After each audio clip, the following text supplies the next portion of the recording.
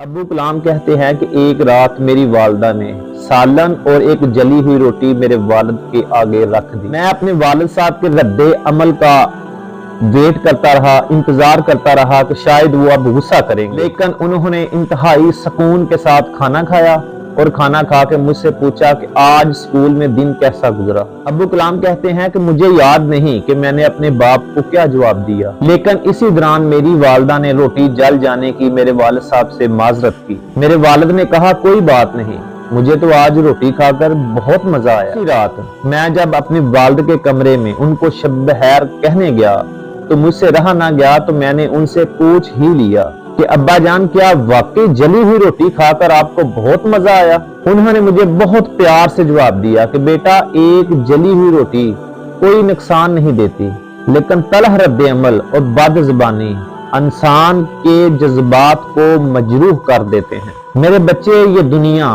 بے شمار ناپسندیدہ چیزوں اور لوگوں سے بھری پڑی ہے۔ میں بھی کوئی بہترین یا مکمل انسان نہیں ہوں، اور میں یہ بھی سمجھتا ہوں کہ ہمارے ارد گرد کے لوگوں سے غلطی ہو سکتی ہے۔ ایک دوسرے کی غلطیوں کو درگزر کرنا اور رشتوں کو بخوبی نبھانا اور اعلیٰ ظرفی کا مظاہرہ کرنا ہی انسانیت ہے۔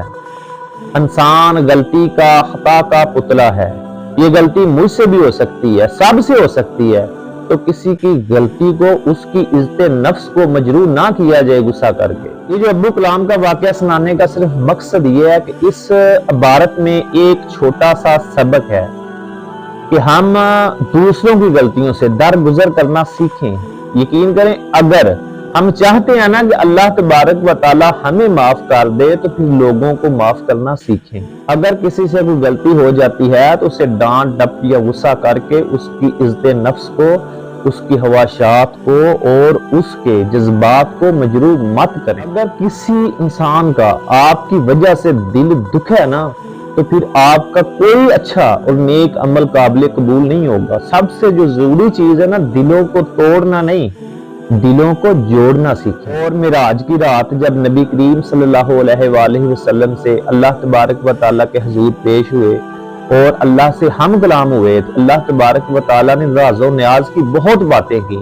ان باتوں میں سے ایک بات یہ ہے، اللہ تبارک و تعالیٰ نے فرمایا اے نبی، اگر تیرا امتی دو ٹوٹے ہوئے دلوں کو جوڑ دے گا، دو بکھرے ہوئے رشتوں کو قریب کر دے گا تو میں اللہ وعدہ کرتا ہوں کہ بغیر حساب کے اس کو جنت دے دوں گا۔ تو حضرت ابو بکر صدیق فرماتے ہیں کہ اس بات کا دوسرا پہلو یہ ہے کہ اگر جوڑنے سے جنت مل رہی ہے تو اندازہ یہ کرو کہ اگر دل جوڑنے سے اللہ بغیر حساب کے جنت دے رہا ہے تو دل دکھانے سے اور دل توڑنے سے پھر کیا ہوگا۔ اللہ تبارک و تعالی ہم سب کو دین میں سمجھ عطا کرے، آمین یا رب العالمین۔